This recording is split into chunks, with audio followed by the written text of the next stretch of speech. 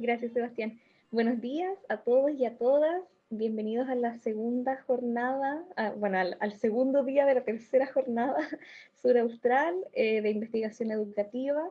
En la mañana de hoy, en el panel 3, de las 9:30 a las 11 de la mañana, estaremos conversando, ¿cierto? Dialogando, escuchando a tres profesores: Marcelo Arancibia, la profesora Marisa Martínez y a la profesora Karina Muñoz con sus ponencias.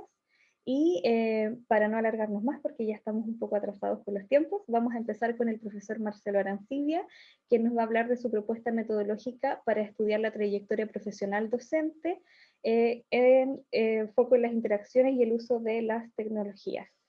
Marcelo. Gracias, Caro. Voy a iniciar la presentación. ¿Me esperan un segundito?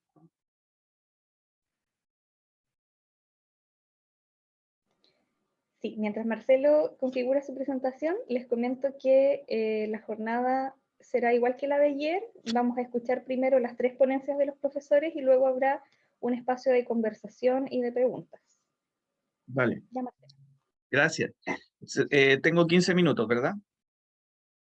Sí, 15 minutos. Vale, voy a poner el cronómetro a partir de ahora. Bueno, quiero ser breve para también dejar el espacio a la conversación y al diálogo, que ojalá sea lo más eh, masivo posible, ¿no es cierto? Que intervengan harto, que hagan preguntas, reflexiones, comentarios, lo que les parezca, digamos. Creo que es la idea de los paneles, ¿no? Que se genere debate y discusión. Bueno, cuando con Sebastián hablamos, o en el programa de Magíster hablamos de la necesidad de intercambiar las propuestas principalmente metodológicas. Entonces, lo que yo me voy a centrar va a ser en aquello, ¿no? En contarles un poquito cuáles han sido algunas propuestas de investigación que yo he desarrollado y centrándome principalmente en cómo se desarrolla el diseño metodológico. Y para eso lo primero es contar un poquito también cómo ha sido mi trayectoria en este tema, ¿no es cierto? Porque pareciera ser como que uno nació siendo doctor y no es así, ¿no? Yo lo he dicho varias veces, ¿no es cierto? Como que nos olvidamos que fuimos potrillo alguna vez, ¿no? Que hemos pasado por todas estas etapas en las cuales la mayoría de ustedes, o casi todos ustedes, están en estos momentos, ¿no? Que es transitar de un pregrado, ¿no es cierto?, hacia un posgrado. Bueno, cuando en la investigación también hay trayectoria, ¿no? Uno no parte también sabiendo investigar como por generación espontánea, ¿no? Uno se forma en este proceso. Y en mi caso, ¿no es cierto?, yo partí con el tema del uso de las tecnologías porque entré a trabajar en una propuesta, en un proyecto de uso de tecnología, digamos, siendo joven profesor recién egresado, ¿no es cierto? Me correspondió hacerme cargo del tema de las tecnologías, yo diría que por la juventud, ¿no es cierto? En aquellos años, estoy hablando de la década de los 90. Y ahí empezaron a aparecer mis primeras preguntas, mis primeras cuestiones respecto de la investigación en educación. Yo como profesor de historia, ¿no es cierto?, hice una tesis más bien en historia, ¿no? En el ámbito de la historiografía. Y en educación me metí en los problemas educativos porque empecé a trabajar en este proyecto de uso de tecnología. Y ahí hice luego mi magíster, ¿no es cierto?, en educación y currículum. Y la primera tesis que hice en educación fue sobre precisamente el uso educativo de las tecnologías. Y ahí partieron mis primeras preguntas. Y de ahí fui transitando, ¿no es cierto?, desde las tecnologías hacia las concepciones de los profesores, porque me fui dando cuenta, ¿no es cierto?, que el uso de las tecnologías no era, no era sin filtro, ¿no? Era distinto, ¿no? Según los contextos, según el profesorado, según la asignatura. Entonces fui identificando esas diferencias que me llevaron a pensar o a darme cuenta, nosotros también por las lecturas que uno hace, la revisión de la literatura, que los profesores tenían mucha incidencia en el cómo se usaban las tecnologías. Y ahí llegué al concepto de las concepciones, que fue luego mi tesis doctoral. Y y luego que entré al tema de las concepciones, me di cuenta que esas concepciones también tenían mucha incidencia en las prácticas de los profesores. Es decir, que las prácticas de los profesores no eran neutrales, no eran asépticas, ¿no? Sino que eran ideológicas, tenían que ver con las teorías que los profesores portaban, ¿no? Y ahí entré en el tema de las interacciones en aula, ¿no es cierto? Cómo efectivamente los profesores se traducían esas concepciones o no, ¿no? Porque también hay variables intrínsecas y extrínsecas que uno puede identificar en la literatura. Luego de entrar a las interacciones, ¿no es cierto? O en las interacciones, también empecé a darme cuenta de que los profesores, ¿no es cierto?, no eran momentos instantáneos, sino que eran un flujo, ¿no? Un devenir histórico, y ahí lo empecé a conectar, y que fue quizá la riqueza de esta trayectoria, con también mi disciplina de origen, que es la historia y las biografías, ¿no? Y ahora estoy un poquito en esa temática con bastante fuerza. Ahí hay una cita de Villalta, ¿no es cierto?, donde yo creo que se conectan estas dos ideas o estas grandes temáticas que les he querido compartir. Entonces, por lo tanto, yo quería contarles ahora, dentro de esta trayectoria, tres grandes líneas: una que tiene que ver con la enseñanza y aprendizaje mediado por tecnología, las trayectorias profesionales, que son las narrativas y las biografías docentes, y el estudio longitudinal sobre interacciones educativas, que es el estudio que en estos momentos estoy desarrollando, producto de un Fondesit que trabajamos con el profesor Miranda de la Universidad de Chile. Bueno, este es un Fondesit ya terminado, que fue el que les contaba de las trayectorias y cómo uno empieza, ¿no? Básicamente, y esa siempre ha sido mi recomendación, las preguntas. O sea, si bien el problema de una investigación no son las preguntas, eso es importante recalcarlo, las preguntas no son el problema.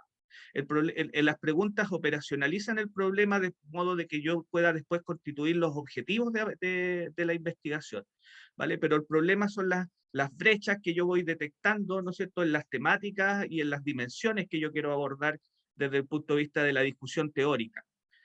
Bueno, ¿cuáles son por ejemplo, nos empezamos a preguntar cuáles son las concepciones sobre aprender y enseñar, ¿no es cierto?, lo que derivaban objetivos, ¿no? Esa es la relación que yo quiero más bien mostrarles o evidenciarles dentro de un proceso de diseño de investigación.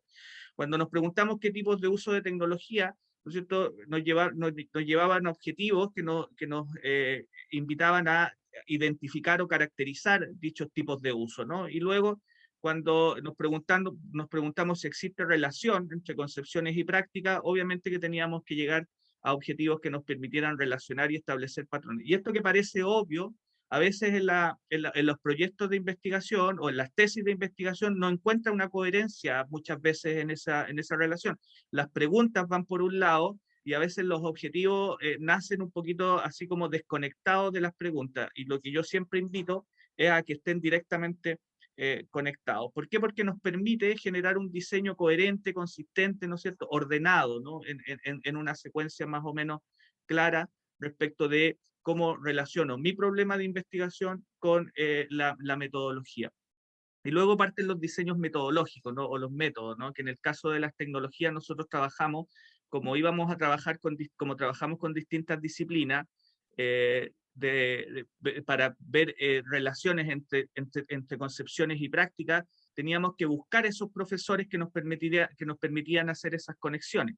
Entonces, por lo tanto, primero hicimos una etapa de entrevistas, ¿no es cierto?, a profesores para identificar las concepciones, y luego hicimos una etapa de observación de clases, ¿no?, a través de la videograbación. Por eso es que optamos por el estudio de casos múltiples, ¿no es cierto?, y ahí están los autores, que son estudios de casos múltiples que nos permitían generar, por ejemplo, estudios individuales, pero a la vez también comparaciones colectivas, ¿no? Armamos ahí grupos por disciplina, ¿no es cierto? Y dentro de las disciplinas seleccionamos profesores prototípicos en el tema de las concepciones para armar la propuesta después de observación. El segundo estudio, ¿no es cierto?, es, como les decía, un estudio exploratorio de trayectorias profesionales, que lo estamos terminando ahora con la edición de un libro. Estamos terminando ya un libro a partir de 6 narraciones de profesoras y profesores de la región suraustral, y este proyecto tuvo el objetivo, ¿no es cierto?, de comprender e interpretar historias de vida, ¿no?, de los profesores que se desempeñan en contextos de transformación educativa. Le llamamos contextos de transformación educativa los últimos 20 años, que han sido de bastante movimiento, ¿no?, dentro de lo que es el ámbito de la educación. Y ahí también ocurre lo mismo, ¿no es cierto? Entonces lo que les quiero mostrar, no voy a leer lo que ustedes tienen allí, ¿no es cierto? Después les puedo compartir si quieren la presentación, no hay problema en aquello, ¿cierto? Por ejemplo, de la pregunta, ¿no es cierto? Hacemos la pregunta y si se fijan, ¿qué caracteriza las dinámicas relacionales? ¿No es cierto? Entonces, por lo tanto, el objetivo asociado, que es, insisto, una obviedad, es caracterizar algo, ¿no? ¿Qué vamos a caracterizar? ¿No? Después nos hacemos las preguntas de cuáles son las diferencias. Entonces, si nos preguntamos cuáles son las diferencias, cuáles son las similitudes, obviamente que lo que tenemos que buscar en el objetivo es diferenciar, ¿no es cierto?, estos dispositivos, etcétera, etcétera. Y así nos vamos trabajando esta línea de diseño coherente entre el problema, ¿no es cierto?, que insisto en la discusión teórica, que se operacionaliza en preguntas, con los objetivos que pasan a ser el inicio del diseño metodológico. Y ahí viene el método, ¿no? El método que en este caso también, por un tema de cómo nosotros epistémicamente comprendemos la realidad educativa, porque el método no es solamente una cuestión de que pareciera ser como una decisión espontánea, tampoco es espontánea. El método también tiene que ver con los principios epistémicos, ¿no es cierto?, respecto de cómo nosotros comprendemos la realidad educacional, ya no solamente a qué tipo de resultados queremos llegar, ¿no? O a quién o a qué vamos a contribuir, ¿no? Sino que más básicamente también cómo el equipo de investigación, el investigador y la investigadora también cree que aporta a lo educativo, ¿no? Entonces, cuando decimos que es cualitativo, no quiere decir que no usemos datos cuantitativos, eso también es importante. Nosotros en nuestra investigación, en la anterior preferentemente, en esta no, igual usamos métodos estadísticos, o sea, igual contamos los segundos en los cuales, o el tiempo en el cual el profesor ocupa tecnología, ¿no? Cuánto ocupa el estudiante en usar tecnología, y eso lo cuantificamos, ¿vale? Pero eso no quiere decir que ocupemos métodos estadísticos para que el estudio sea cuantitativo, ¿vale? Porque lo cualitativo, lo cuantitativo tiene que ver más bien con el paradigma de base, ¿no? Con cómo nosotros epistémicamente entendemos el fenómeno educativo y queremos comprenderlo, queremos analizarlo, investigarlo. Los criterios de selección de los participantes, entonces ahí, claro, aquí era relevante porque era un estudio exploratorio y necesitábamos profesores que efectivamente nos pudieran de manera profunda, ¿no es cierto?, ayudar a comprender este fenómeno, ¿no? De cómo los profesores vivencian estos cambios, estas transformaciones que se han vivido en los últimos 20 años. Y ahí hicimos un proceso que levantamos criterios, también tenía que haber afinidad, porque al ser estudios biográficos narrativos, son estudios que tenemos que entrar en las vidas de los profesores con confianza, ¿no es cierto? Tenemos que generar varias iteraciones de entrevistas, etcétera, ¿no? Y aquí lo relevante, o quizás la innovación, es que nosotros les pedimos un relato a los profesores, que ellos nos escribieran su biografía. Ese fue el primer desafío, y la verdad es que fue bien interesante, bien rico leer sin que nosotros les preguntásemos nada, solamente le dimos un mandato. Cuéntenos su historia, ¿no es cierto? ¿Cómo llegó a ser profesor? Hicimos algunas cuestiones, pusimos algunos temas, y los profesores libremente, incluso hubo un profesor que se grabó, ¿no es cierto? Que no escribió, sino que se grabó, hablándonos respecto de su vida. Y eso después nosotros construimos el relato, y en función de ese relato empezamos a construir las entrevistas, que fueron 2 o 3 iteraciones, dependiendo de la profundidad a la cual teníamos que llegar con los profesores y los profesores, hasta que saturamos la información, ¿no es cierto?, y logramos llegar como les digo, estos textos narrativos que van a ser publicados en un libro prontamente, ¿no?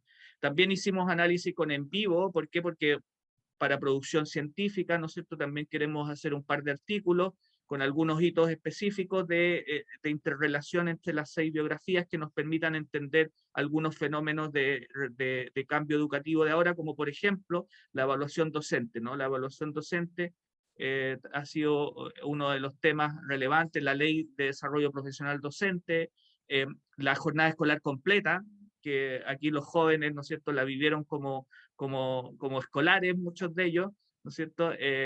Bueno, los profesores nos han dicho varias cosas interesantes también respecto a eso. Y todos esos fueron temas levantados en la entrevista, no que nosotros fuéramos con con alguna predeterminación. Y eso es un estudio de carácter biográfico narrativo. Y el tercer estudio es este Fondesit que tenemos vigente a partir de este año, ¿no es cierto?, 2021, con un equipo que ya venimos trabajando desde hace 3 Fondesit, ¿no es cierto?, este vendría a ser el cuarto Fondesit en el cual trabajamos, y que estamos preocupados de las interacciones docentes, ¿vale?, las interacciones en aula, y principalmente de profesores de matemática, porque partimos trabajando nosotros con los programas de postítulo, y los programas de postítulo cuando iniciaron a principios de este siglo eran en matemática y ciencias.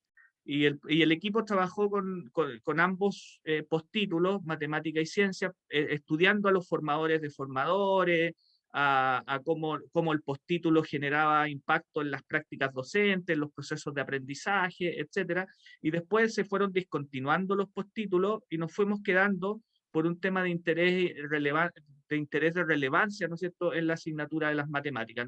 No es que yo sepa algo de matemáticas, pero sí algo de interacciones. Entonces, pero en el equipo obviamente hay didactas de la matemática y ahí se interactúa de manera muy rica en este proceso interdisciplinario. Y en este proyecto también lo mismo, o sea, si se fijan ustedes, los objetivos, ¿no es cierto?, asociados a las preguntas, donde nos preguntamos, ahí me sonó la alarma, así que ya estoy terminando, pero no, en realidad estoy terminando. Y viene, y insisto, solo para preguntar, para mostrarles, ¿no es cierto?, esta coherencia que creo yo tiene que haber en los diseños metodológicos para llegar luego a un modelo, ¿no? Un modelo metodológico que es lo que les quiero mostrar en este tercer estudio, que es un estudio que a diferencia de los anteriores, este es un estudio longitudinal que nos permite los fondos, es decir, estudiar la trayectoria, no como una fotografía, como lo hicimos en las biografías a través de entrevistas, sino que efectivamente ver en 4 años cómo se van modificando las interacciones de los profesores en el aula, ¿no es cierto? Y ese es el estudio y el desafío que tenemos ahora. Entonces estamos en una primera etapa donde estamos analizando los estudios longitudinales como tal, ¿no es cierto? O sea, cualitativo, porque los estudios longitudinales están asociados más bien a una variante pre-test, post-test, ¿no es cierto?, que es bastante tradicional. Entonces, estamos ahí en ese proceso, ¿no es cierto?, donde vamos a hacer entrevistas biográfico-profesionales, vamos a observar, vamos a seleccionar episodios clave, vamos a tener entrevistas de vocación, esas que se think aloud, ¿no es cierto?, que ven ustedes allí, ¿no es cierto? Y vamos a ir haciendo transcripciones que nos van a ir permitiendo retroalimentar los instrumentos. Eso es importante en el estudio cualitativo, que los instrumentos se van retroalimentando en la medida que yo voy recogiendo información y obteniendo resultados. Muchas gracias. Gracias, Marcelo. Bien apuradito al final, pero muy completa la información. Así como dijo Sebastián en el chat, les recuerdo que pueden ir dejando sus preguntas en el chat para que las conversemos al final de las 3 exposiciones. A continuación, vamos a escuchar a la profesora Elizabeth Martínez. Ella nos va a hablar acerca de la relación discursivo-dialógica con el texto literario, en su investigación Representaciones de género y percepciones identitarias infantiles en casos con vulneración de derechos. Vamos, Eli, todo tuyo el escenario.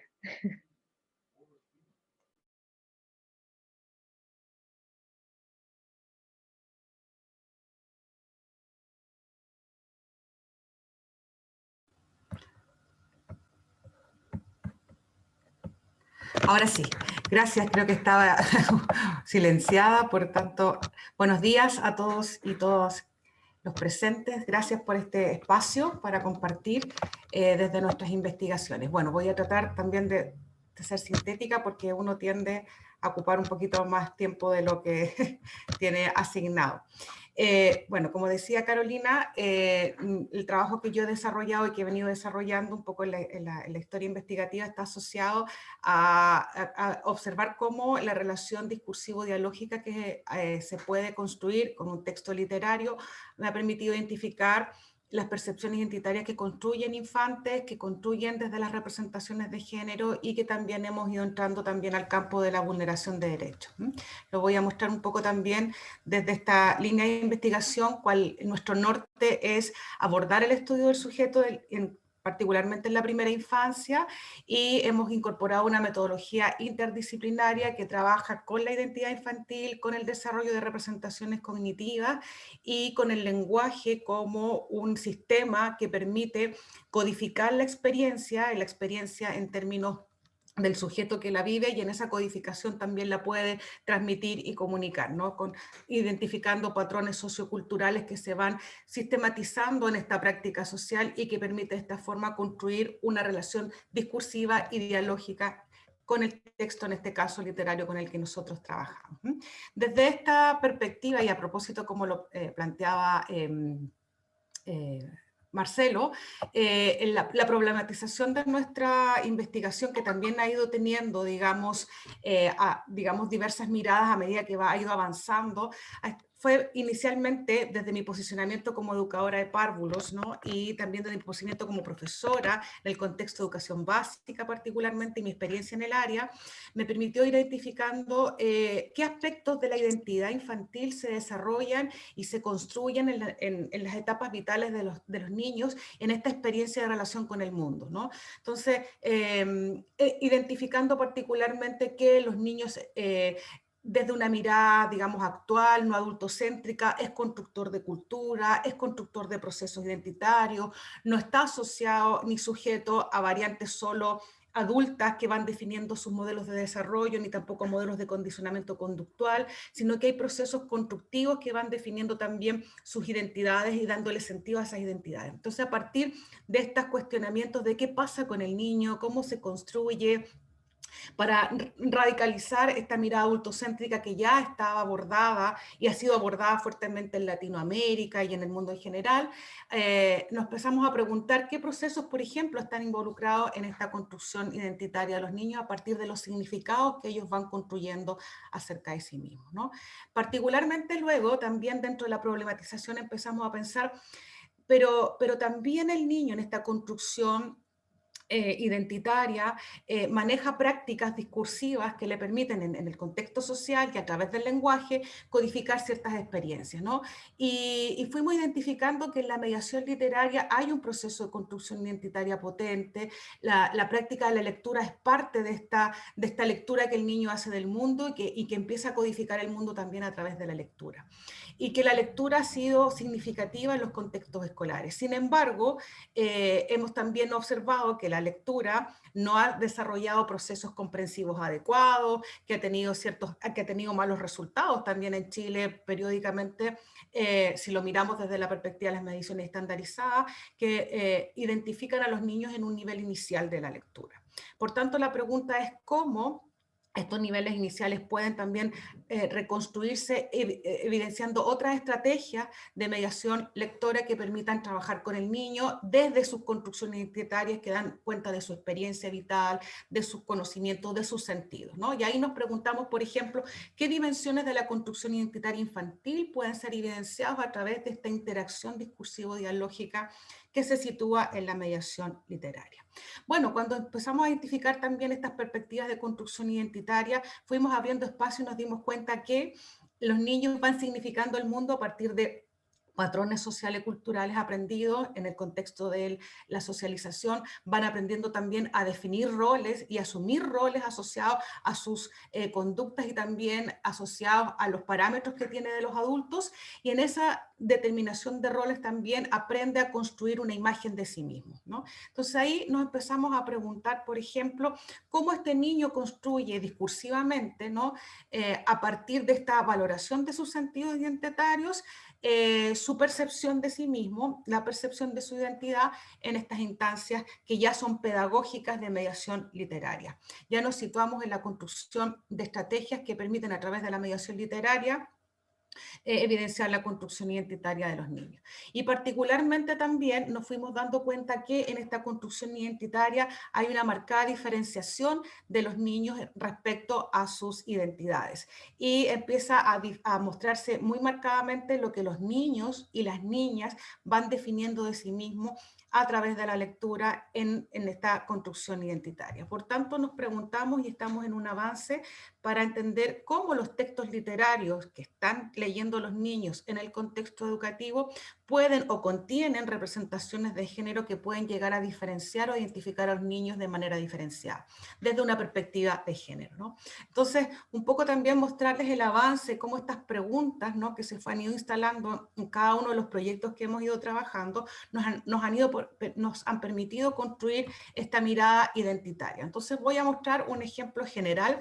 Partimos trabajando la construcción de la identidad infantil para ver desde algunas variables, como el autoconocimiento, la percepción del sí mismo, las relaciones vinculares, la socialización, van nutriendo esta construcción de significados que el niño desarrolla a partir de sí mismo y que los codifica a través del lenguaje, y que el lenguaje nos permite ir también construyendo esas percepciones, ¿no?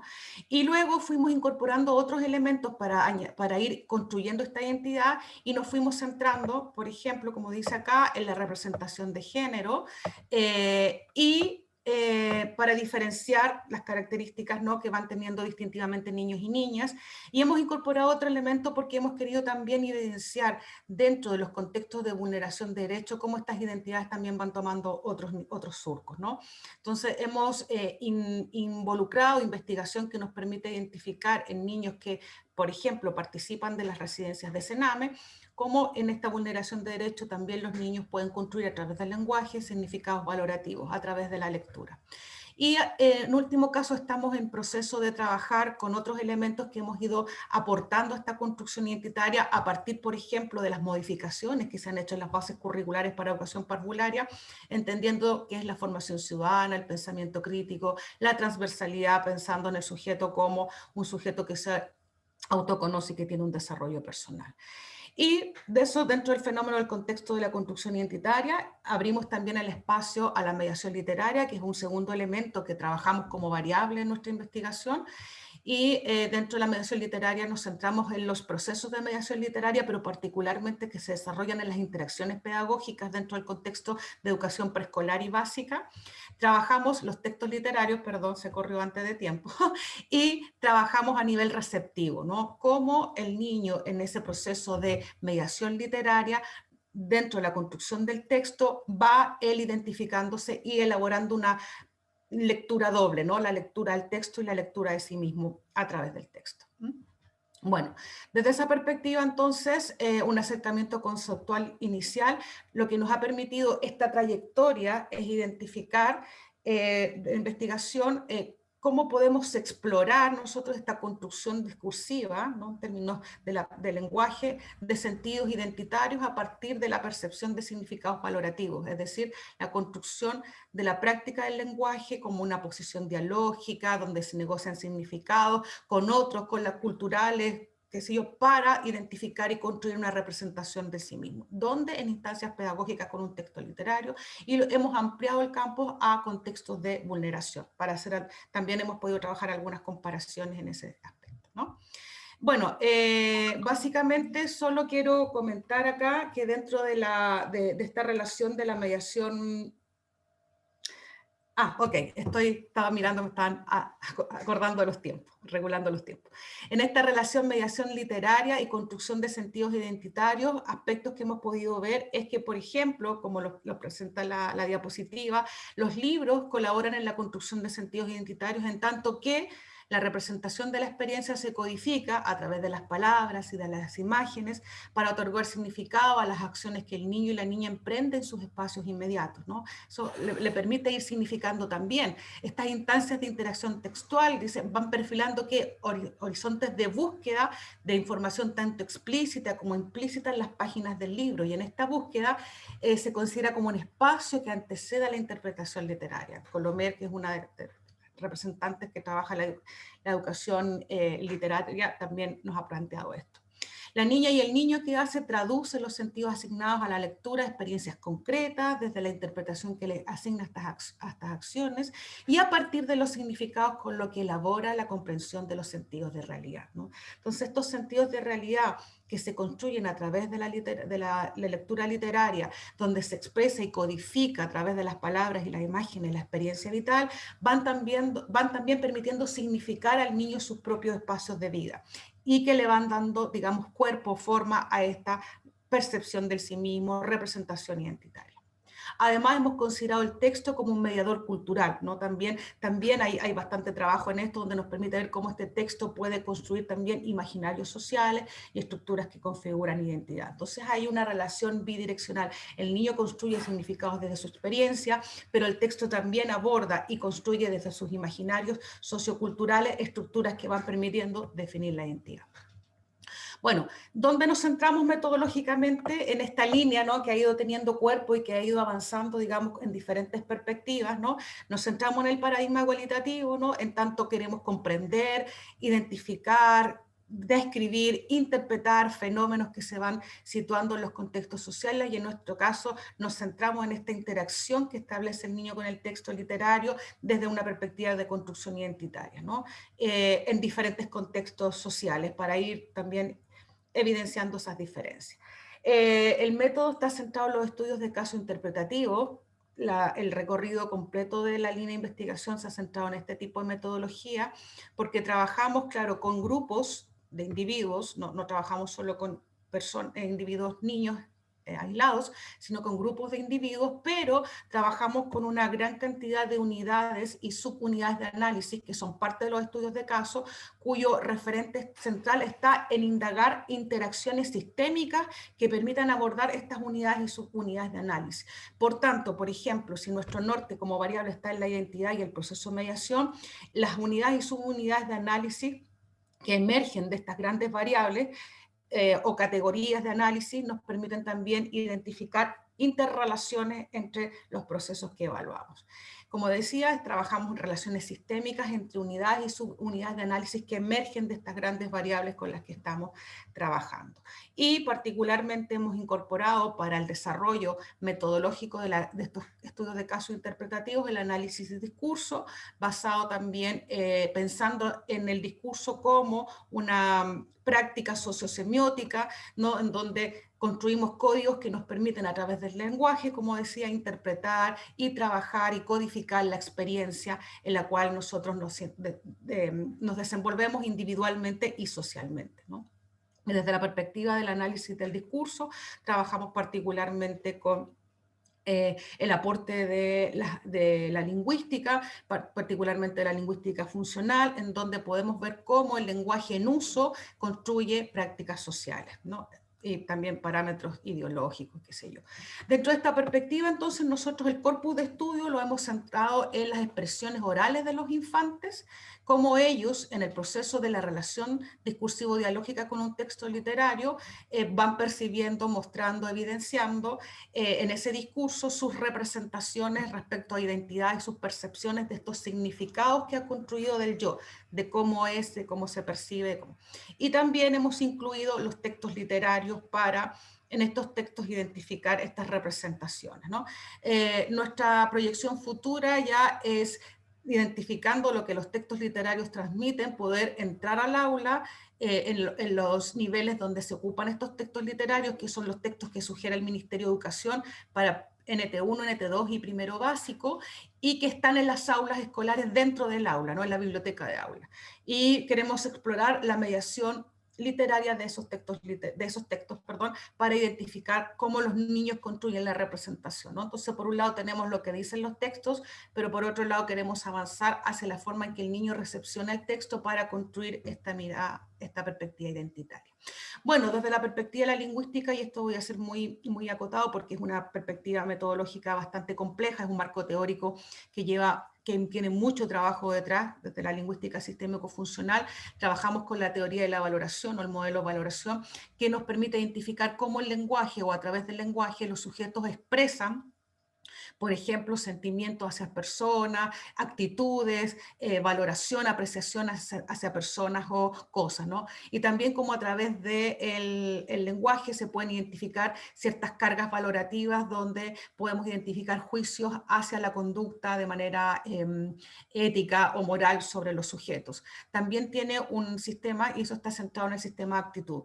Dentro del sistema del lenguaje nosotros nos centramos en el sistema semántico, donde trabajamos los significados, pero para entender el sistema semántico trabajamos el sistema léxico-gramatical, donde a través de ciertos recursos lingüísticos vamos identificando cómo esos significados se van construyendo en el discurso, ¿no? Usamos también, bueno, ahí son las subsistemas del sistema de actitud. El sistema de compromiso tiene relación con la posición dialógica en el discurso y cómo vamos trabajando negociación de significados con el otro, donde vamos viendo marcas retóricas, donde se van construyendo también solidaridades ideológicas, como a través del discurso también vamos generando representaciones de solidaridad ideológica. Por ejemplo, cuando un niño dice, soy hija de papás buenos, por ejemplo, en una de las experiencias que vimos, estamos observando cómo la niña trae el discurso, que su representación de sí misma está asociada a la experiencia que tiene con los padres y cómo figura la maternidad o la paternidad como elemento central en la construcción identitaria, ¿no?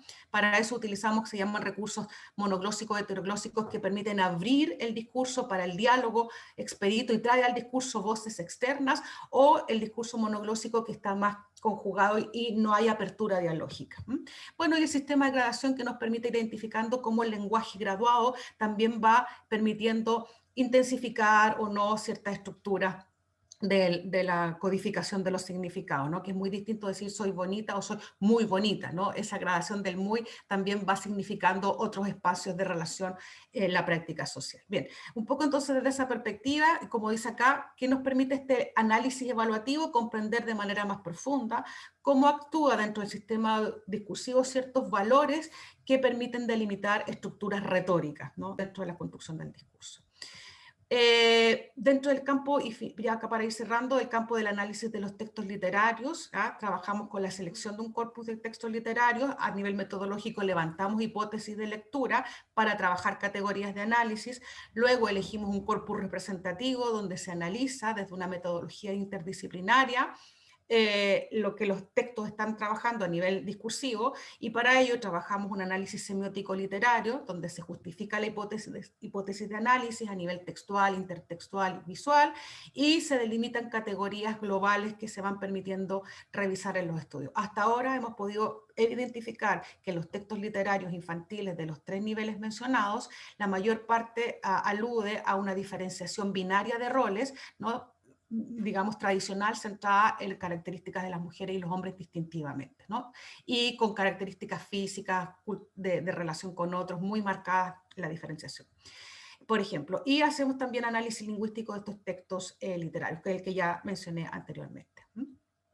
Para finalizar, entonces, como resultados, podemos ver que la experiencia de los infantes, su cotidianidad se manifiesta en las relaciones que trabaja y que expresan el lenguaje, donde se negocia significados adscritos a la práctica social.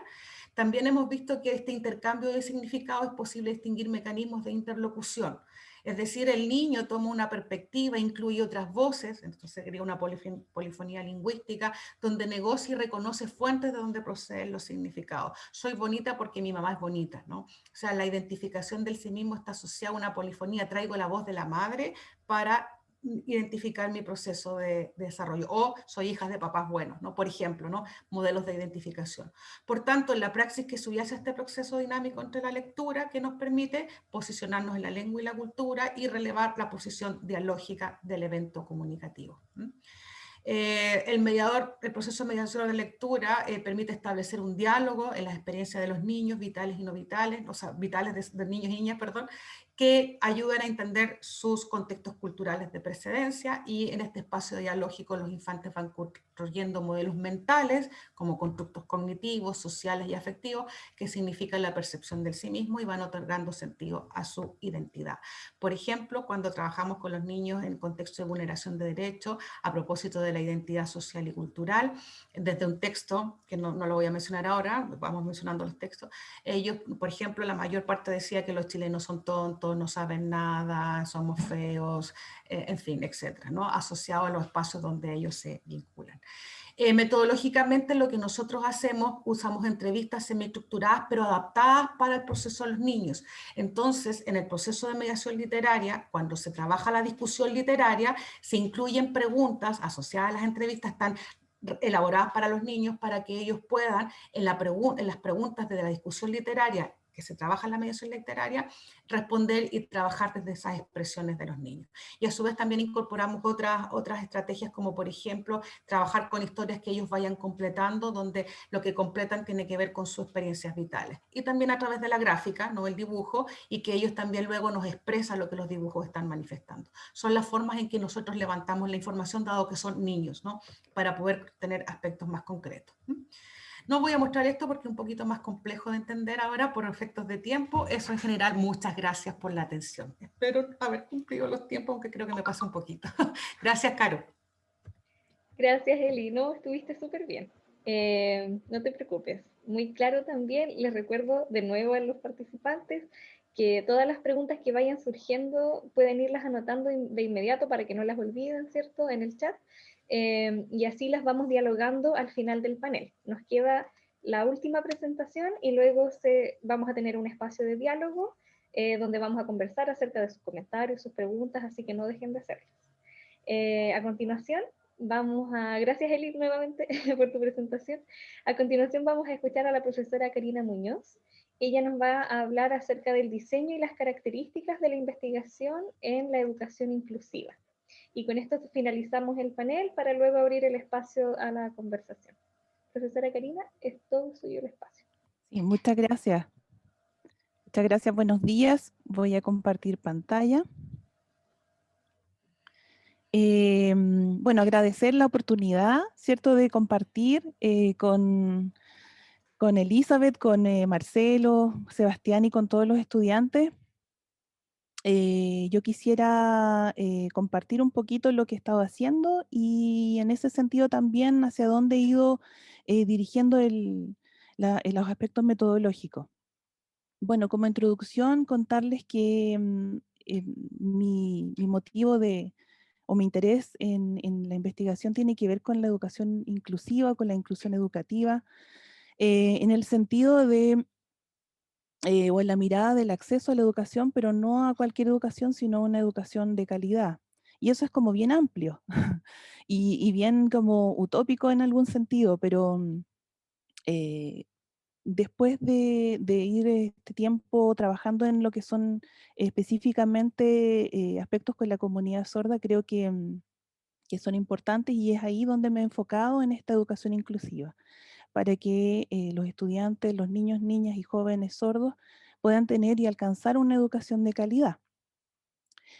Por mucho tiempo yo estuve leyendo que las investigaciones estaban en este término de comparar la educación o los resultados de oyentes con los resultados de estudiantes sordos. Y a mí me parecía como muy complejo y muy triste los resultados también. Y en ese sentido empecé a mirar, ¿cierto?, que estaba esta mirada, esta nueva forma de ver la educación de sordos desde los aspectos más bien antropológicos, y como que desde ahí empecé a desviarme hacia esa línea del enfoque de derecho, del reconocimiento a una cultura, a una lengua, y ahí sentí que estaba como el nicho al que yo quería y que podía contribuir en términos de la investigación para poder llegar idealmente a una educación de calidad. Pensando que los estudiantes sordos ya están en un contexto regular, ya no están en su mayoría en escuelas especiales, y de esa forma muchos agentes en esas salas de clases están presentes. Bueno, algunas consideraciones, que existe muy poca o una ausencia de consulta y participación en general de las personas en situación de discapacidad con respecto a lo que ellos viven y a lo que ellos necesitan. Y más aún es a las personas sordas, principalmente por la barrera de comunicación, ¿ya? Aún son más excluidas. Entonces, si ya la participación es poca de parte de las personas en situación de discapacidad, cuando pensamos en las comunidades sordas es mucho más. También otra consideración que he ido recogiendo con el tiempo es que un equipo que tiene personas sordas en el equipo de investigación es mucho más rico, llegamos mucho más rápido a las comunidades, pero eso ha requerido también ir perfeccionando a estas personas sordas en las competencias investigativas, y ha sido un proceso, pero es necesario y relevante cuando uno entra a una comunidad o entra a un espacio educativo donde hay estudiantes sordos, entrar con personas sordas.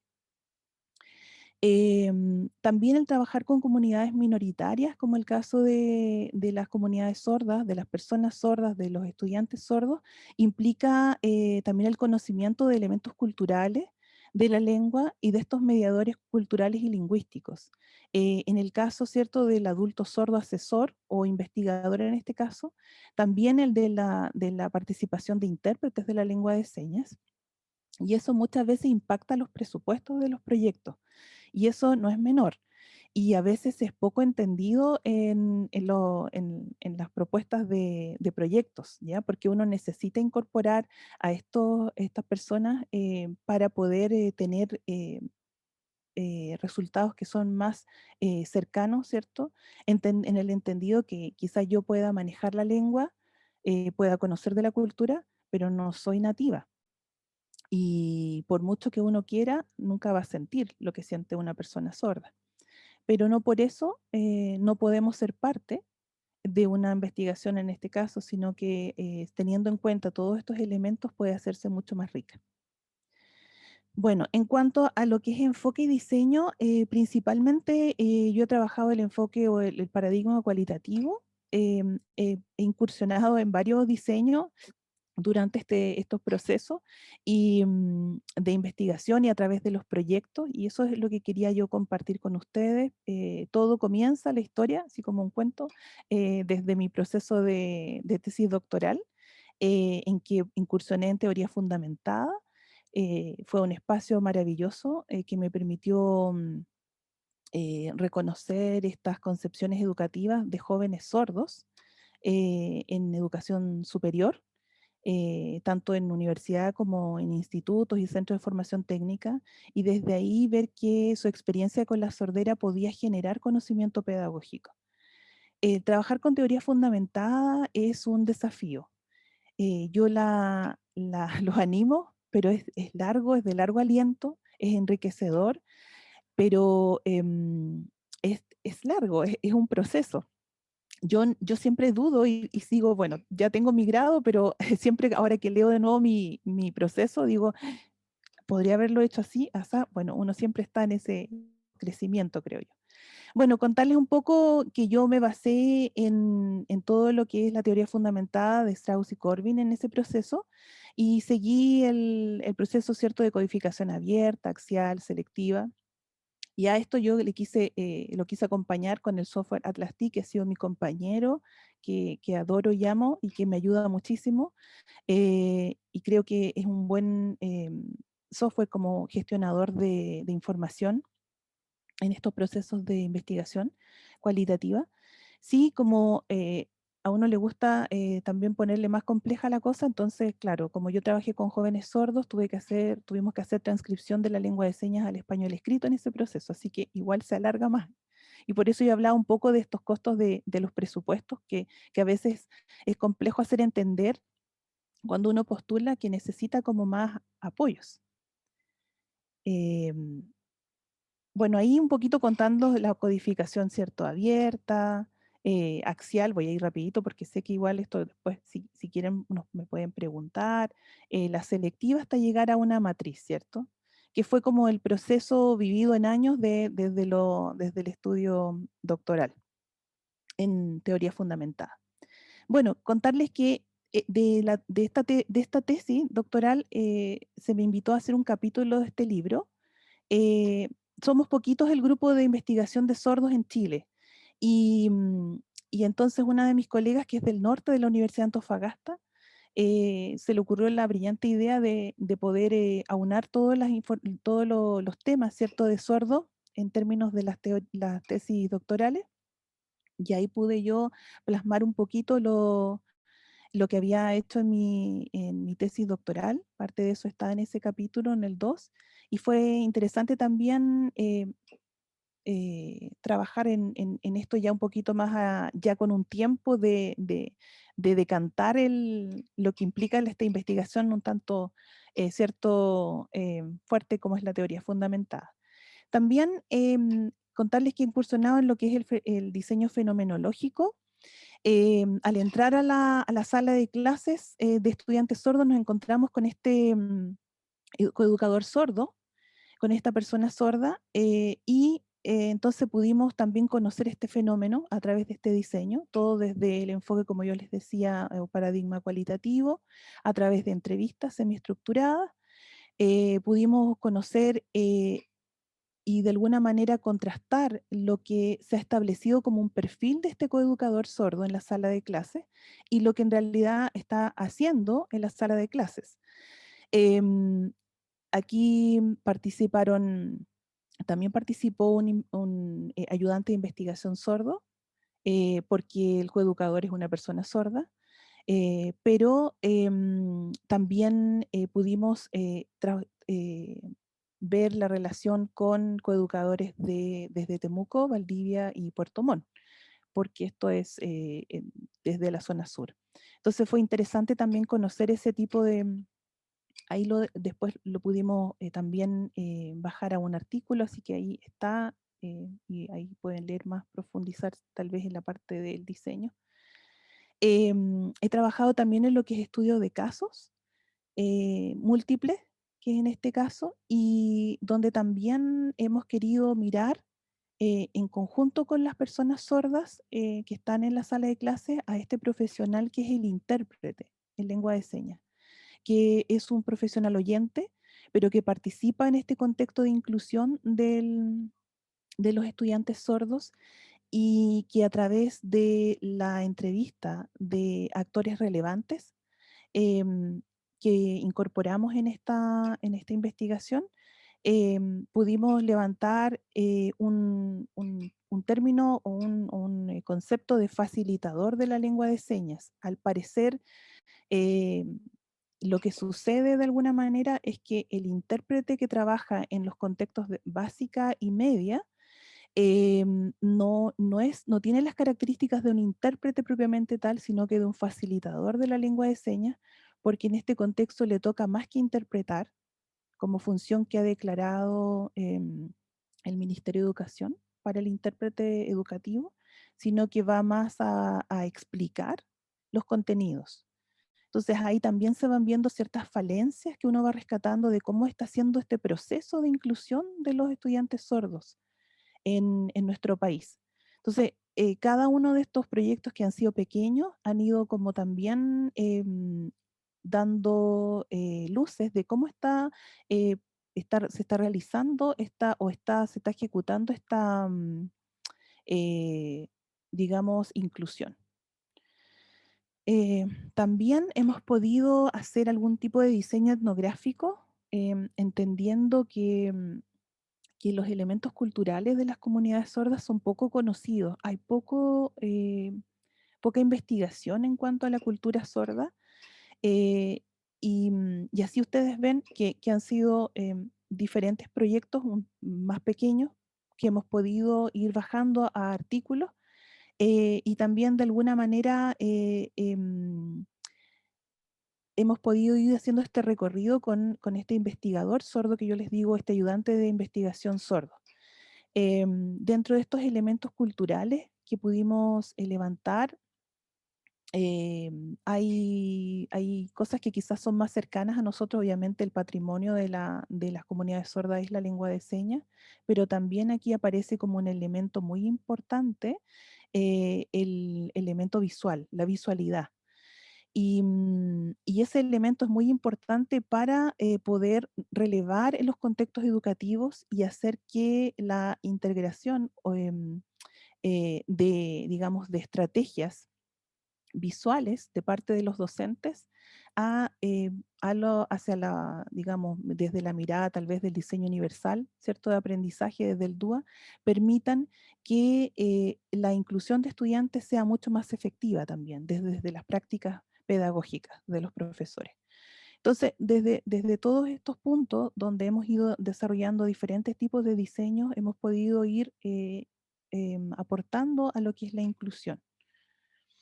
Y como qué características yo quería agregar. Bueno, de nuevo volver a relevar la importancia que ha sido para nosotros en este proceso de investigación el apoyo de este investigador o ayudante de investigación sordo.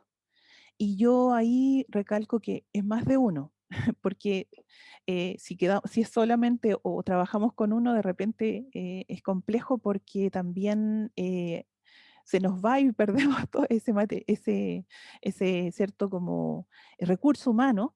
Entonces hemos tratado de ir en este proceso, también hemos ido creciendo en eso, de ir trabajando con varios y también ir capacitando a varios investigadores. Tenemos uno que lo llamamos más investigador, pero más que nada ayudantes de investigación, por la necesidad que nos implica para poder ingresar a este trabajo. Y lo otro que también hemos ido incorporando en términos de técnicas para el apoyo de las entrevistas semiestructuradas es la técnica de licitación visual. O'Brien, en el 2013, que es un investigador sordo inglés, dice que para el trabajo con los estudiantes sordos se considera como una posibilidad real obtener un registro de un mundo visual. La elicitación visual es una técnica sugerida como medio para introducir cambios importantes en la percepción de cómo la investigación cualitativa se compromete de mejor forma con las personas sordas.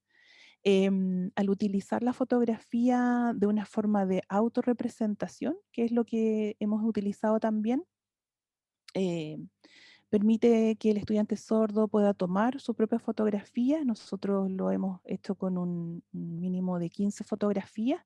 Entonces, cuando nos han traído las fotografías, que nos permite apoyar las entrevistas que hemos aplicado, las hacemos con un respaldo textual. La fotografía en sí es un insumo importante, pero además lo que la fotografía, lo que ellos nos puedan describir con este respaldo textual. Entonces hemos empleado estas fotografías como para apoyar estas investigaciones y de alguna manera, ¿cierto?, obtener más información que pueda ser más valiosa y que pueda de alguna manera ser más significativa, relevante, pueda de alguna manera complementar lo que ya teníamos a través de la lengua de señas. Y quería yo mostrarles, por ejemplo, algunos ejemplos de licitación. Esta es la foto 7. Bueno, Susana es un nombre ficticio. Ella nos entregó dentro de las 15 fotografías esta y dice, se muestra, dice, ella empieza a describirla. Entonces dice, la profesora está en el frente, dice, yo me siento atrás, mi intérprete al lado. La verdad que enfrente del profesor no me gusta sentarme, atrás es mejor. ¿Por qué? Te puedes preguntar, ¿verdad? Mira, si yo me siento adelante, claro, estoy cerca de la profesora, veo todo lo que ella está diciendo, pero me pierdo el debate, las preguntas, los comentarios que mis compañeros hacen. Sentada atrás puedo ver todo eso, aprender de esos temas, estar atenta. Tengo una visión más amplia. Veo cuando mis compañeros preguntan. Para mí es más fácil y prefiero esa posición en la sala. Con la intérprete a mi lado siento que de esa manera no me pierdo de ninguna información. Para mí está bien. Entonces, nosotros habíamos preguntado acerca de cómo eran las interacciones, ¿cierto?, en su proceso, en la sala de clase. Y habíamos tenido la visión, y esto lo digo súper reflexivamente y de buena forma, de que yo había tenido siempre la visión y creo que es lo que todos vemos de repente al intérprete delante. Pero a veces son decisiones que tomamos nosotros los oyentes y pensamos, bueno, el intérprete va adelante, ¿cierto? La clase al lado del profesor y va dando la información. Y es verdad que eso está bien, porque igual yo, para mí esto fue como súper, y por eso además lo quiero compartir con ustedes, fue súper como complejo, porque dije, estaba haciéndolo mal todo este rato. Y entonces yo conversé con ella y le dije mi inquietud, y ella me dijo, no, si está bien así, así no hay problema, pero es bueno que nos pregunten, porque no todos los sordos lo vivimos de la mejor manera, y sobre todo cuando hay espacios de debate. Porque si el profesor está adelante y está dando su clase, no hay problema que esté adelante el intérprete, pero cuando empieza el debate, yo necesito estar en otra posición, porque si no tengo que estar girándome y pierdo la visión del intérprete, pero no sé cuál de mis compañeros está hablando. Y eso es algo que solamente ellos nos pueden decir. O sea, yo ahí dije, tienes toda la razón, o sea, entonces ahora es como consultar. ¿Está bien así? O también tener esa visión uno como profe, decir, bueno, ¿será este el momento de acá, conversarlo? Pero uno no lo sabe si no lo pregunta, y a eso quería yo llegar, con la importancia de tener desde primera fuente lo que ellos necesitan para su proceso. Eso es una, y la otra que también quería compartir era esta, que dice otro estudiante, también ficticio, ¿cierto, Juan? Dice, cuando leo, hay cosas que no entiendo, tengo dudas, no tengo conocimiento acerca de ello y le pido ayuda a la intérprete. Vemos mi cuaderno, la intérprete interpreta esta materia de mi cuaderno, me explica el tema, usa clasificadores que unen la información. Yo miro toda esa información y voy guardándola en mi mente como si esta fuera una videograbadora. Cuando guardo ordenadamente mi mente. Claro, algunas ideas las olvido, pero otras se mantienen. Después voy a mi casa, leo mi cuaderno y voy recordando toda la materia. Entonces, esa fotografía explicaba todo esto, esta parte textual, eso desde la elicitación visual. Quería compartir eso con ustedes, sé que estamos ahí cortito de tiempo, pero si hay más preguntas, eso. Muchas gracias. Muchas gracias, profesora Karina. Súper interesante su investigación igual. Ahora sí tenemos ya más conversación generada en el chat. Les agradecemos a los tres profesores por compartir sus investigaciones, sus intereses y su trabajo que han estado realizando por años, ¿cierto? Les agradecemos también a las personas que han hecho preguntas en el chat. Voy a comenzar, vamos a dirigir primero nuestros comentarios y preguntas al profesor Marcelo Arancibia para ir en orden y porque él también tiene que retirarse pronto. Marcelo, hay un comentario en el chat de parte de Carmen Gloria, dice que tus estudios son un claro ejemplo de cómo se escalan los estudios desde algo simple, de la interacción con las TICs, hasta lo más complejo, que son estudios longitudinales. Carolina Maturana también tiene varias preguntas acerca de tu investigación. No sé si, Caro, quieres comentarlas tú. Te doy la palabra. No, claro, dale nomás. ¿Le doy yo nomás? Ya, súper. Carolina Maturana dice, para Marcelo, dentro de tu trayectoria de investigación, la decisión de optar por observar el proceso, ¿qué gesta el cambio educativo desde los docentes? ¿Fue una evidencia rastreada desde las biografías docentes? Primero, ataquemos esa pregunta. ¿Cómo llegaste a tomar esta decisión por observar el proceso? ¿Estás Ahí sí, ahí sí, ahí sí, ahí sí. Oye, gracias por la pregunta. Carmen Gloria hace un comentario que me sube la autoestima. Y sí, la verdad es que quería un poco ser ordenado en eso de también generar identidad en ustedes, ¿no? O sea, como que también hay un reconocimiento, al menos de mi parte, y creo que del equipo también del programa, de que esto es una trayectoria, una vida que se va construyendo y que por lo tanto, y que requiere de trabajo, de esfuerzo y de también de apoyo, ¿no? De orientación y de reconocimiento a eso. Como decía en la exposición, nadie nace investigando, aunque sí explorando, ¿ah? O sea, somos por antonomasia seres exploradores, ¿no? Que muchas veces la escuela nos lo corta, digamos. Pero mira, yo como soy medio ñoño, estaba sacando las preguntas del chat y estaba tratando de responderla en un documento de Word, así de ñoño, ¿no? Porque son súper interesantes las preguntas de Carolina, digamos. O sea, me provocaron varias reflexiones. Voy a tratar de ser, por lo mismo, llevarlas a un documento de Word me iba a implicar ser un poquito más sintético en la respuesta. Cuando pregunta por si es evidencia rastreada desde las biografías docentes esto del cambio educativo, no, lo del cambio educativo me surge a mí a partir del estudio de las concepciones. Y principalmente porque llego a través del estudio de las concepciones de los profesores a la teoría del cambio conceptual. Es decir, cómo nosotros cambiamos nuestras prácticas, o para cambiar nuestras prácticas, primero tenemos que cambiar nuestras teorías de base. Está asociado a las teorías implícitas de Pozo, ¿no es cierto?, de otros autores, ¿no? Pero por ahí yo llego al tema del cambio educativo, ¿no? Desde el punto de vista más teórico, más que desde las propias experiencias docentes. Respecto de la segunda pregunta, voy a ir, no sé si Carolina te parece, voy respondiéndolas todas. Sí, sí, perfecto, vamos. Si los profes se identifican como sujetos transformadores, el estudio que nosotros hicimos fue como lo decía, es exploratorio, trabajamos solo con 6 profesores, ese solo que no se entienda como algo que disminuye la calidad o el efecto de la investigación, sino que nos hubiese gustado obviamente tener grupos más grandes, pero también como son estudios profundos tampoco buscan eso, ¿no? Tener más sujetos.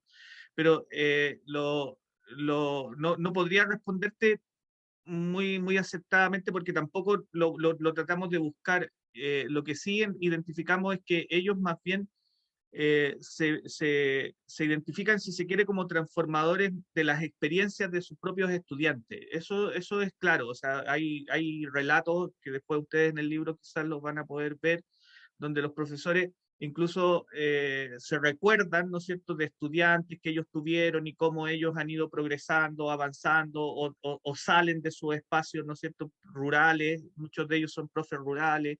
Entonces, yo creo que la transformación no logramos identificarla a nivel de lo social, si se quiere, o del sistema, ¿no? Sino que más bien yo diría cómo impacta en términos de transformaciones en sus aulas y con sus estudiantes. Ese nivel de transformación quizás fue lo más evidente.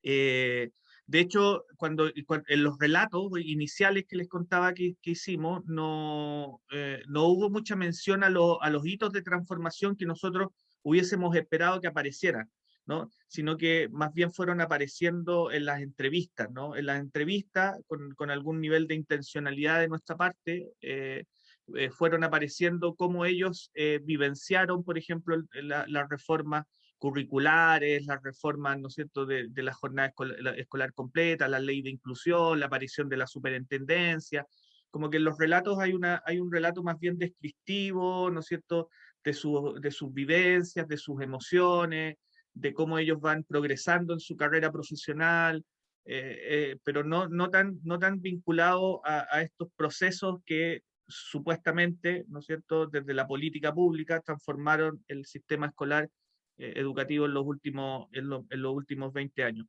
Respecto de lo procedual, no sé si, o procesal, me imagino, me corrige Carolina si estoy en lo equivocado, tiene que ver con esta asociación a lo longitudinal, a esto del proceso de mirar la trayectoria de un profesor de manera longitudinal. Sí.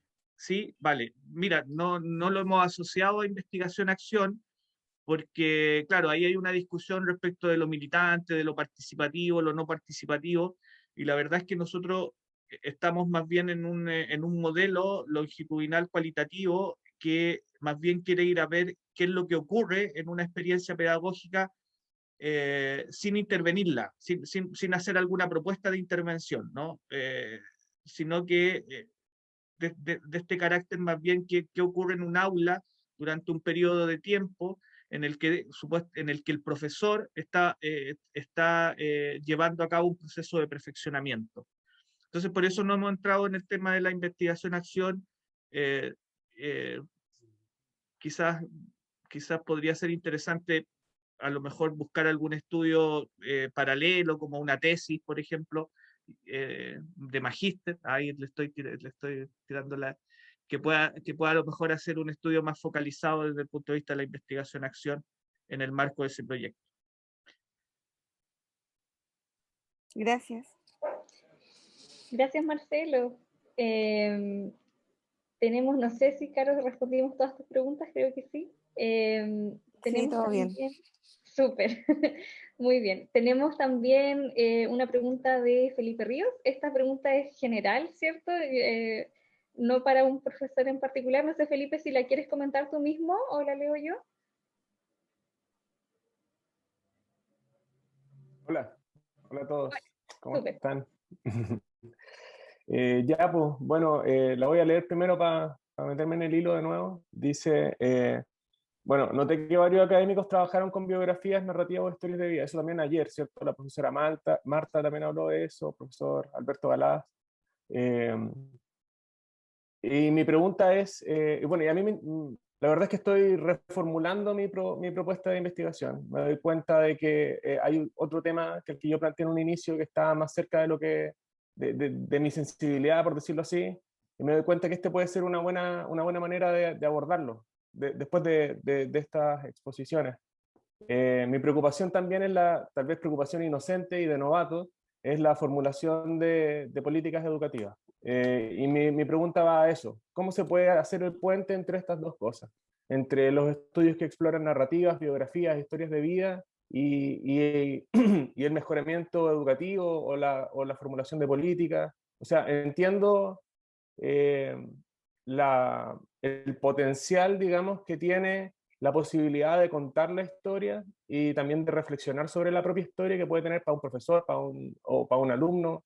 Pero podemos pretender o existirá una contribución más general a la educación desde este enfoque de investigación.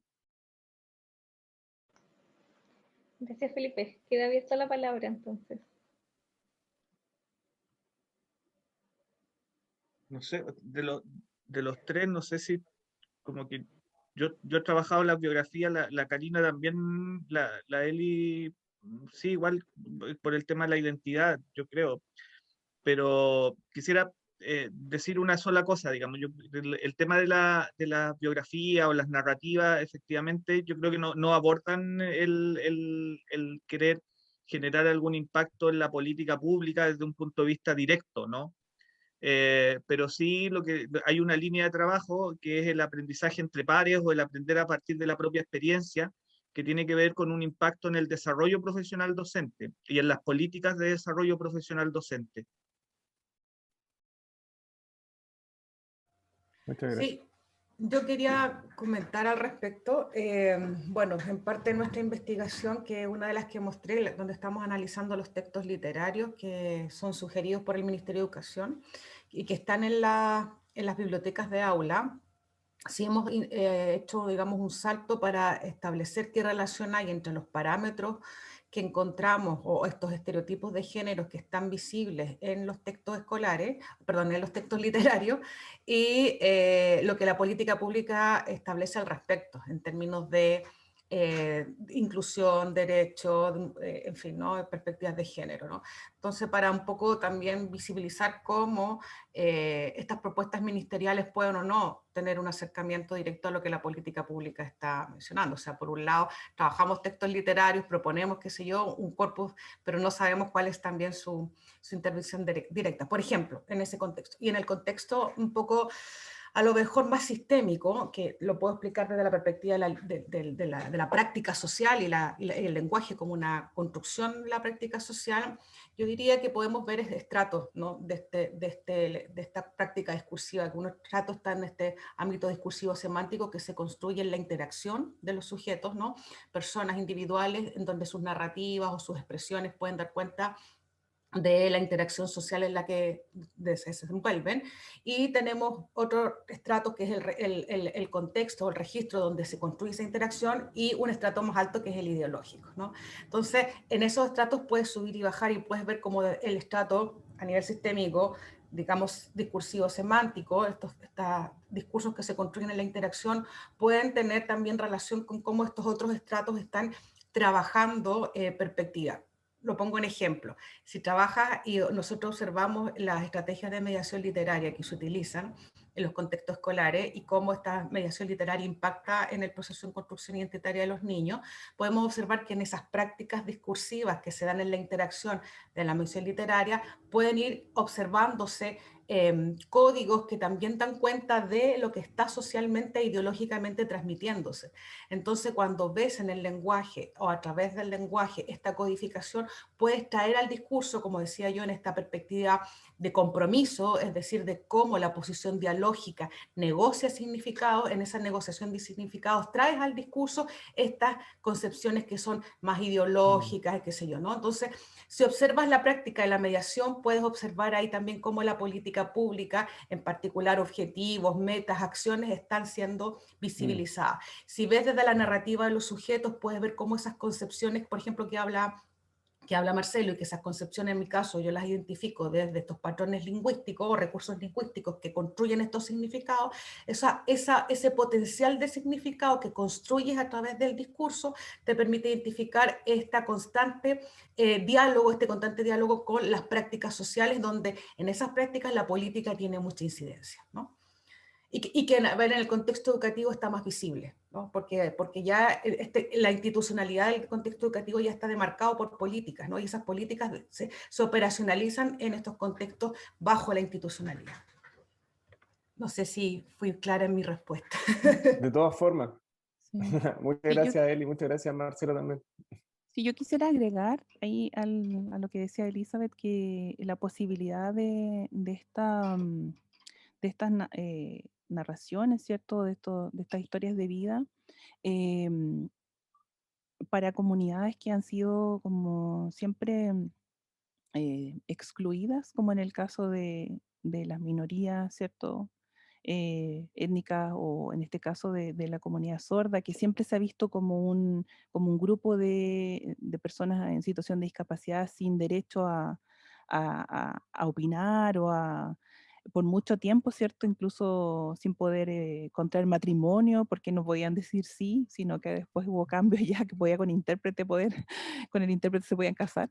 Entonces es muy interesante poder ver cómo ellos se han interiorizado acerca de sus procesos, de los procesos de educación que ellos han vivido y cómo ellos ven ese proceso y lo que ellos piensan y sienten y qué es lo que ellos esperan y proponen también.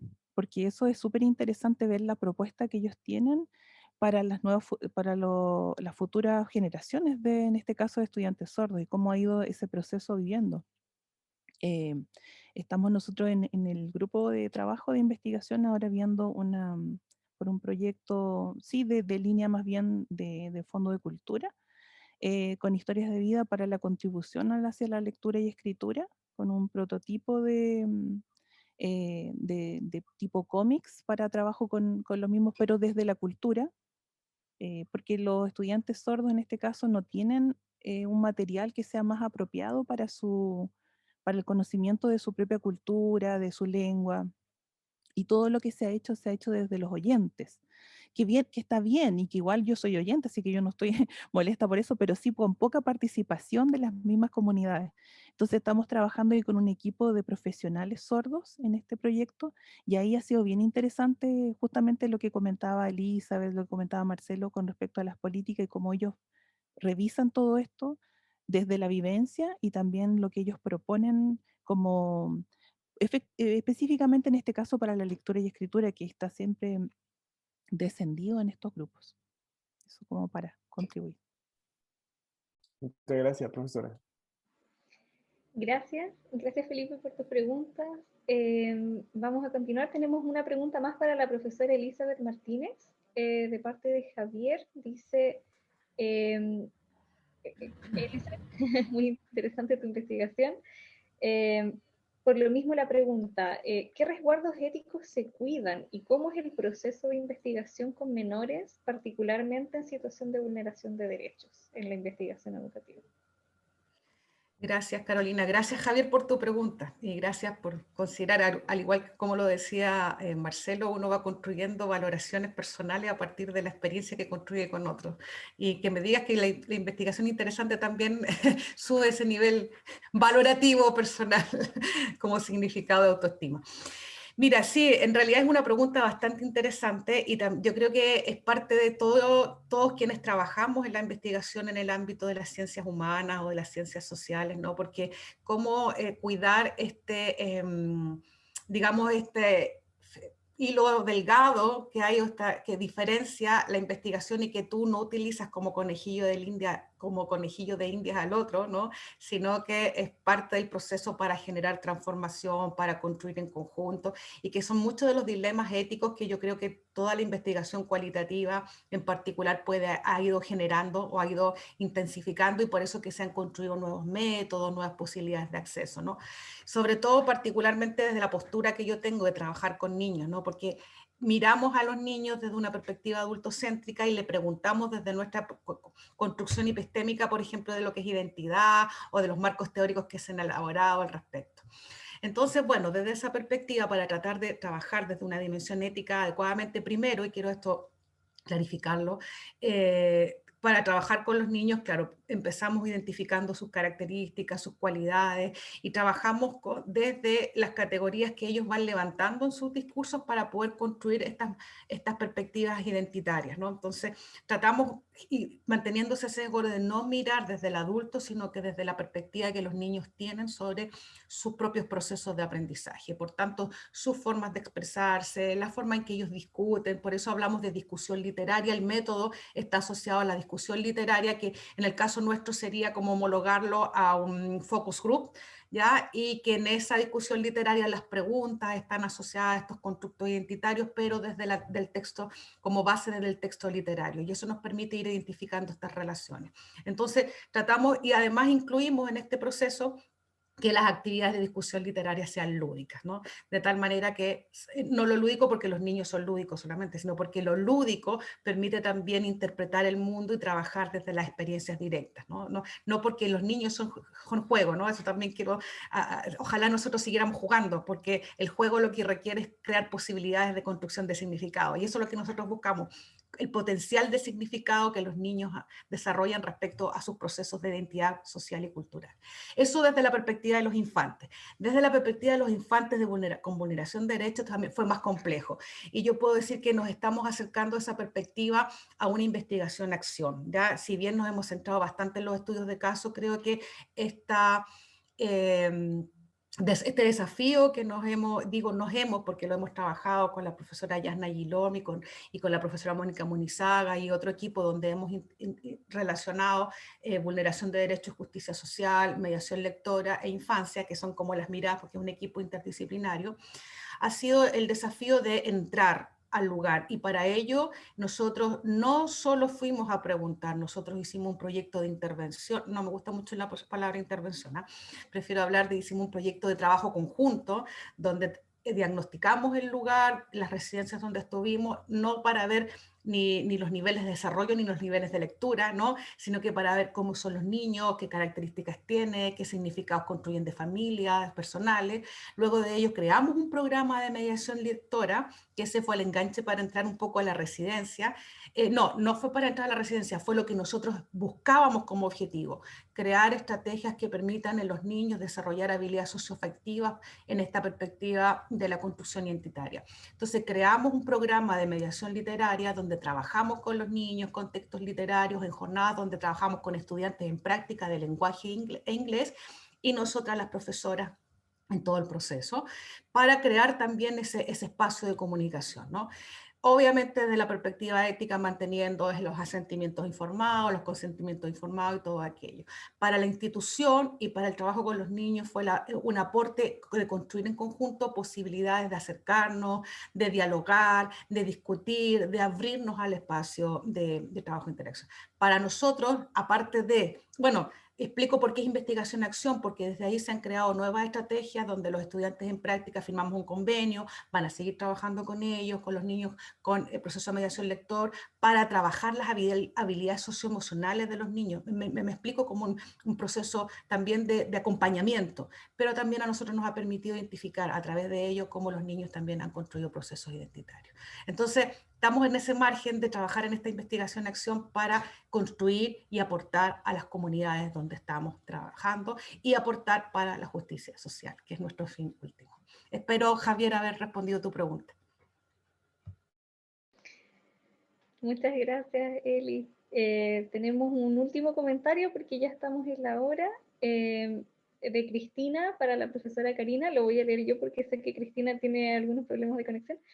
Incluir a las personas sordas en el equipo de investigación se ve como una decisión metodológica, pero también como una posición política, al promover que no solo sean objeto de estudio, sino que también sean sujetas que investigan, lo cual es muy interesante, ¿cierto? Así que le agradecemos a la profesora Karina por también abrir esos espacios, de los cuales no se conversa mucho, ¿cierto?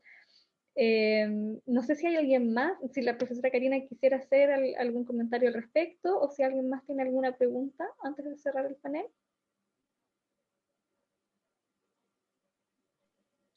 Yo solo agradecer la oportunidad de compartir, como bien decías tú, Carolina, son temas que no son muy conocidos y que son interesantes también de compartir en estos espacios, y creo que igual son temas nuevos, o sea, si bien se lleva un tiempo, pero son todavía temas nuevos, hay todo un proceso que hay que trabajar de, no sé si sensibilización, no me gusta eso mucho, concientización, no sé tampoco, yo creo que es como un cambio que necesitamos de paradigma, de ver a las personas como personas y como otros que son tan importantes como nosotros, si queremos decir, y que es relevante conocer qué es lo que piensan y sienten. Yo creo que eso es como un derecho básico para poder conformar una sociedad más inclusiva, yo creo, o si se quiere una sociedad más diversa, no sé,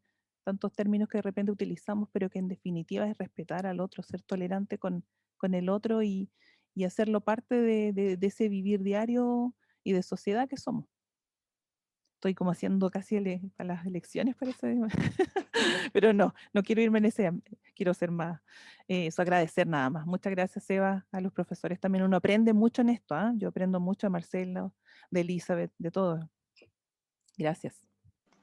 Muchas gracias, Sí, profesora Karina. Carolina, si me permites Sí, también unas palabras, porque me quedó dando vuelta en torno al comentario de Felipe, que también hay que tratar también de cambiar la mirada de lo que es la política, ¿no? Porque no solamente desde el punto de vista de la construcción de política, que es si es ascendente o descendente, ¿no es cierto? Que ya ahí hay un marco ideológico, ¿no es cierto?, de cómo se construye la política, pero también hay instrumentos de política educativa muy locales que a veces no los vemos como instrumentos políticos, como por ejemplo los proyectos educativos institucionales. Y yo creo que ahí también hay un marco de acción desde el punto de vista de la política que lo vemos como que, como que son instrumentos técnicos, ¿no? Y no es así. Entonces, cuando hablamos de estos estudios más cualitativos, más específicos, también creo que podríamos mirar ese ámbito del desarrollo político más local, más comunitario, más cercano a la gente, ¿no es cierto?, en una lógica más de construcción ascendente de la política. Eso, y muchas gracias a todas también. Gracias, Karina, Elizabeth. La verdad es que muy nutritivas vuestras propuestas y vuestras exposiciones. Gracias a todas y a todos. gracias. ¿Listo? Gracias, Marcelo. Eli, vamos, dale nomás. Sí, gracias. Solo, bueno, no me quiero quedar también atrás. Agradezco a mis colegas Karina y Marcelo, de lo cual he aprendido muchísimo, y también vamos viendo conexiones que te fijas que en alguna medida la investigación cualitativa permite construir, ¿no?, ciertas proyecciones conjuntas. No estamos no estamos lejos de las personas, estamos en sus narrativas, en sus experiencias, en sus formas de percibir el mundo, y eso creo que nos hace también entender desde la perspectiva pedagógica el acercamiento que tenemos. Yo no quiero dejar de pensar, y de lo que decía Karina, aparecen investigaciones que ya llevan tiempo, pero también tienen un componente reciente y que también es ideológico, ¿no? En particular, mi bandera está, digo, en la infancia, en percibir la infancia como un proceso de construcción, que los niños son personas, tienen voz, son procesos que no son adultos en proyección, esta mirada adultocéntrica de nosotros definir qué hacen y cómo hacen, ¿no? Y que todos los niños tienen derechos. Los derechos han sido ratificados desde el año 90 en nuestro país, pero aún, por ejemplo, en el país no hay leyes que garanticen esos derechos, solamente hay una ratificación de los derechos. Tenemos mucha desigualdad social en términos de la infancia y de los procesos que viven los infantes, ¿no? Tenemos muchas miradas, como decía, desde el adulto hacia la construcción del desarrollo del Yo te niño voy a ir a prender heredado, tu computador para que coloques los audífonos, esto, ¿ya? heredado de la, digamos, también de los marcos teóricos de la psicología. Entonces, bueno, de esa perspectiva invito también a pensar cómo podemos también generar transformaciones desde nuestras prácticas, nuestras micropolíticas, dijera la profesora Carolina Fuentes, hacia también un marco ideológico más fuerte que cree políticas que intervengan, y más que intervengan, que construyan procesos distintos. Muchas gracias y gracias por esta oportunidad. Gracias, Eli. Sí, yo una fiel defensora de las micropolíticas de aula, sobre todo. Gracias nuevamente a todos los profesores y profesoras. Devuelvo el mando, ¿cierto?, al profesor Sebastián Peña, porque vamos a dar inicio al siguiente panel. Con esto concluye el panel número 3. Gracias por participar, por sus preguntas. Sebastián, todo tuyo. Bien, súper agradecerle a los colegas, en especial a Karina, que nos visita desde Puerto Montt, ¿ya? Karina de a poquito se ha ido integrando al programa. Este año, de hecho, está trabajando con un curso electivo, que al parecer, lo que dicen los rumores, está súper interesante el diálogo ahí. Por lo tanto, agradecerle a ella también siempre el interés de participar, ¿ya? Agradecerle también hoy día a los chiquillos, chiquillas, ¿cierto?, del programa, que parece que el fin que tienen esta actividad es justamente mostrar las diferentes líneas de investigación de los diferentes colegas, ¿cierto?, que están investigando y que de alguna manera pudiesen asociarse a las investigaciones que comienzan a desarrollar ustedes, ¿ya? Este año le quisimos dar énfasis principalmente a los diseños metodológicos, ¿ya? Claramente hay una tendencia hacia lo cualitativo, pero eso lo vamos a romper en el cuarto panel, porque viene algo de positivismo también, ¿ya? Vamos a intentar mostrar una propuesta ahí desde lo mixto, así que la invitación está para a las 11:30 según el programa. Sí, yo creo que vamos a dar unos 15 minutitos, porque también pensando en el programa hay personas que a lo mejor se planificaron para llegar en ese horario, ya no siempre se conectaron, algunos me comentaron que no podían llegar en la mañana y otros sí iban a estar en este segundo bloque. El moderador, además, no sé si ha llegado, porque es Joseph Mancilla, que es el que va a moderar, por lo tanto también me preocupa que pueda estar él, de lo contrario la actividad no inicia. Nuestro colega Iván Oliva también debe venir por ahí en camino, ¿ya? Mariela entiendo que está, y bueno, yo soy también parte del último panel, así que desde ya agradecerles, demos unos 15 minutitos ya para el cafecito, para los que no alcanzaron a tomar desayuno, y nos reencontramos en 15 minutitos más, ¿ya? Así que un abrazo y nos vemos en un ratito más. Muchas gracias, Carito, ¿eh? Muy bien la moderación. Oh, gracias. Gracias. Gracias, Eli. Qué linda. Besitos.